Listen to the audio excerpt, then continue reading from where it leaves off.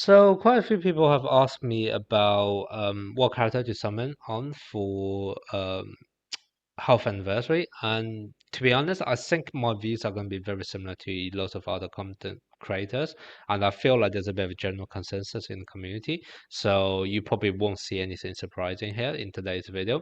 But nonetheless, I will just kind of want to talk about it, especially because Domain Gojo will be out soon, and also something you do have to be aware of is that everyone's situation is going to be different. Like if you have, for example, all three Gojo DPS in your box, that's going to be very different to someone with none of those Gojos, and therefore your decision on prioritizing which character may be slightly different, depending on your own personal circumstances, etc. So that's kind of why I'm not just going to talk about the tier, but I also kind of just, I guess, created one tagline to talk about, what are the main things you want to consider when you are deciding to pull on certain characters, etc. Let's start off from the top. Domain Gojo. So Domain Gojo, definitely the best character out of the bunch, to be honest. But I guess one thing I do want to make people slightly cautious of is that I think a lot of people have the expectation that Domain Gojo is going to make their team immediately stronger. Um, I don't actually think that's the case. For me, Domain Gojo may not actually make massive improvement to your existing team. For me, Domain Gojo is more about future proofing and making longer term improvement. Why I say the reason for this is actually quite obvious because kind of the best DPS of each color right now, other than red, the best DPS of each color is actually already a Gojo. And you can't have two Gojo in the same team. And if you compare how strong Gojo is in comparison to the second strongest DPS of that color, you then realize actually I'm not sure Domain Gojo plus the second DPS is actually going to do any better than Team Gojo plus another supporter. Um, so, for example, let's say I think the closest comparison to Domain Gojo in terms of supporter is going to be Domain Megumi. So, if we actually talk about the colors one by one, let's start off with yellow.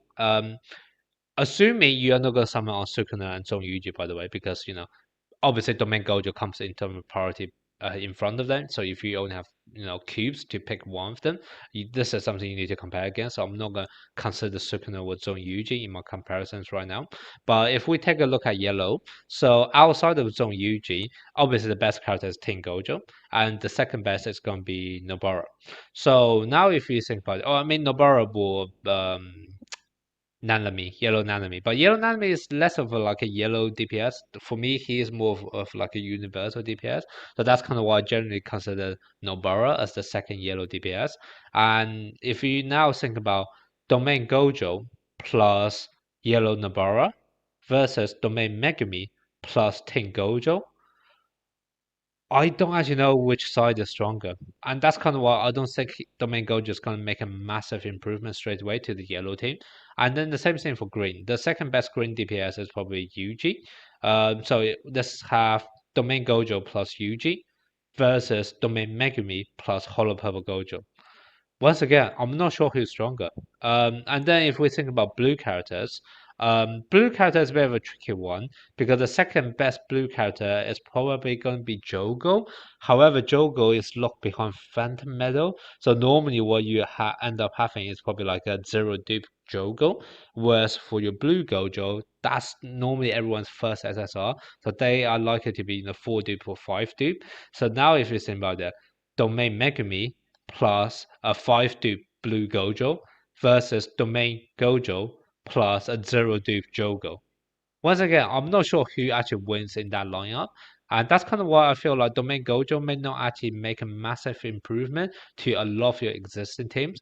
However, in longer term, when more other stronger DPS come out, well, once you actually have enough cubes to actually summon for Sukuna or Zone Yuji, etc., then Domain Gojo is actually going to shine because now you actually have this deadly combo of Domain Gojo plus another DPS which is not of the form of Gojo. So that's kind of why I do feel like Domain Gojo is more of like a future character or future proof character to make your teams stronger in the long term rather than expecting him to make massive improvement immediately.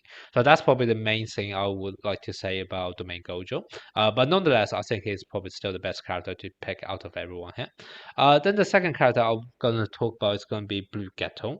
Now, Blue Geto is now I think Blue Ghetto and Sukuna to me they are probably on the same tier. And what makes Blue Ghetto or Sukuna in the second place is going to mainly depend on whether you already have another debuffer for curse technique. So basically that means either Gakuganji or SSR Yoga or Team Ghetto.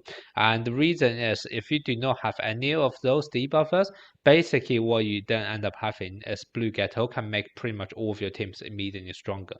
Because unlike Domain Gojo, who you can't actually play alongside with another DPS, if you actually have Blue Ghetto, you can actually play him alongside Hollow Purple Gojo, you can play him alongside Blue Gojo, you can play him alongside Tin Gojo. So like Geto can actually make an immediate improvement to your existing teams, assuming you don't already have another debuffer. So that's kind of why if that is actually the case for you, then I definitely is going to value Blue Geto higher than Sukuna because Blue Geto is just going to help you in pretty much all of the teams you already have. Whereas for Sukuna, Sukuna he is obviously the best blue DPS, and he's probably the best DPS in the game, period. What's so amazing about him is the fact that he can do very, very strong damage, even off color. So I don't know how many of you guys have watched another content creator called Kujira, and he basically created a video which is like Sukuna versus all of the tower floors up to floor 50, which was absolutely amazing. And that just shows how crazy Sukuna is. Because if you think about like floor 45, which is like one of the hardest floor in the game, Sukuna have no problem beating past that, even though he is obviously does not have that color advantage, etc. And so Sukuna can actually make an improvement to all of your teams out there as well. But obviously he is not going to make as much improvement to what a dedicated debuffer is able to do if you do not already have a debuffer. However, if you already have a debuffer such as Gakuganji, then Gakuganji is, in my opinion, is actually on par with Blue Ghetto. So whether you have Blue Ghetto or not, it's not actually going to make much difference. And in which case, you can actually make just your, your actual DPS damage power stronger by using Sukuna. So that's kind of why between Blue Ghetto and Sukuna, to me, they are virtually the same. If you already have Gakuganji or another debuffer, then I would probably put Sukuna second. Or if you do not have any other debuffer for curse technique, then Blue Ghetto will be second. And also bear in mind, Blue Ghetto is only for curse technique debuff. So if you actually have loads of DPS which are physical attacker, such as Zong Yuji or Toji, etc., then Blue Ghetto is not going to be as universally helpful as Sukuna either. So that's basically, to me, they're kind of on the same tier, kind of depend on your own personal circumstance. Okay, so the fourth character on this tier is going to be Zong Yuji. Mainly because Zong Yuji is just much better than the other two characters. However, Zong Yuji is not going to be as good as Sukuna because Zong Yuji is just only going to make your yellow team better, whereas Sukuna and Blue Ghetto and Domain Gojo can actually improve all of your teams for all colors. Now, the thing I want to call out for Zong Yuji, however, is that even though as a character, I'll probably rank Zong Yuji on par with Tin Gojo as the best yellow DPS, because of the fact that you cannot play Tin Gojo and Domain Gojo together, but you can play Domain Gojo and Zong Yuji together. So if you actually think about a team as a collective, Zong Yuji is actually going to be better than Team Gojo when you are actually team building for like mono yellow teams, etc. So Zong Yuji is definitely going to make an improvement to your yellow team, but he just won't be making improvement to the other colors. So that's kind of why he's going to be in a solid fourth place for me. Then the next character I'm going to say is going to be Miguel. Now, Miguel is a bit of a tricky one. You're kind of taking a gamble here because Miguel basically have this nice gimmick of weakening a buff, which is essentially the same utility as what Toji is able to do in terms of removing a buff. Now, as of right now, I don't actually know many stages where enemy actually have a buff which is really annoying and can be removed. The only one I am aware of is floor 52, and there are obviously ways to go around floor 52 as well. However, if you just think backwards, before floor 52 was rolled out, we basically have Toji as a character with this ability to remove buff, but it wasn't be used anywhere. And all of a sudden, as soon as floor 52 is available, so many people got soft locked at that stage because they do not have Toji. And the same thing could happen again in the future. We don't actually know. Like the dev could literally just roll out another stage where the enemy have really annoying buff, which can only be removed for a weekend, etc. And that kind of force you to either have Toji or Miguel. So if you do not actually have Toji, I actually do think Miguel can potentially be an interesting character to keep in your back pocket, especially if you feel like your yellow or blue team, etc., are already strong enough. Then maybe you actually want to take a gamble on whether Miguel could actually be all of a sudden very, very useful for some soft lock stages in the future.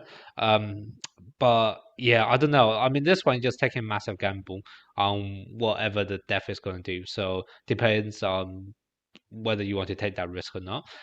To be honest, I think for global players, because we have this benefit of JP being, I mean, even though we're catching up to JP, but we are at least still another 6 months behind JP. And so far, I don't think JP have another stage, which is so annoying, where you have to remove buff or weaken buff. So I think we can probably safely say you won't be needing Miguel for at least another 6 months. And hopefully by the time when such a stage come up, Miguel, what told you, will be on rerun banner again, so you don't have to worry about that. And to be honest, out of the two, you probably want to pick Toji over Miguel anyway, because obviously you want to remove it rather than weaken it, right? So that's kind of why Miguel are probably, even though I can see it may potentially be useful at some point in the future, like no one knows.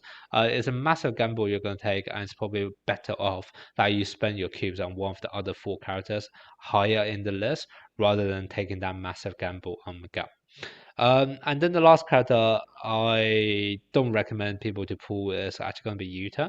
Now, this may actually surprise people, um, but after I have been trying out the other red DPS, which are actually in standard banner, so that's red Nobara and also red Yuji, I didn't realize that Yuta is not actually that much special. Like, honestly. So for floor up to floor 50, I managed to beat everything with my red Nobara without leveling her skill using any chaotic crystal. And I'm pretty sure I wasn't able to do that with my Yuta without leveling up his skills. So I honestly don't know whether Yuta is actually going to be any stronger than one of those DPS which are already on the existing standard pool. And same thing for Red Yuji. I was able to beat floor 57 with Red Yuji A1 without using any chaotic crystal on his skills. I don't think Yuta can do that either. So there, I mean, obviously I was able to do that because of certain gimmicks in the floor, but still, it kind of just shows that Yuta is not actually so much needed when there are already so many existing good characters in the standard banner, which are red DPS. And the other thing you also have to bear in mind is that because Yuta is actually a limited character, so a lot of time you are probably going to be comparing, let's say, a zero dupe or one dupe Yuta against, let's say, a four dupe or five dupe red Yuji or red Nobara.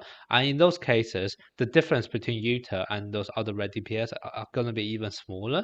So that's kind of why I feel like out of all the characters here, Yuta is probably the one least likely going to be future proof because you could literally pull multiple dupes of a standard banner character and still be okay with it. So that's kind of why I have him at the bottom of the list. I mean, you could argue he's actually better than Miguel purely because he's just a better character than Miguel. But at least Miguel, I have that chance of taking gamble in case the dev come up with some really annoying stage in the future.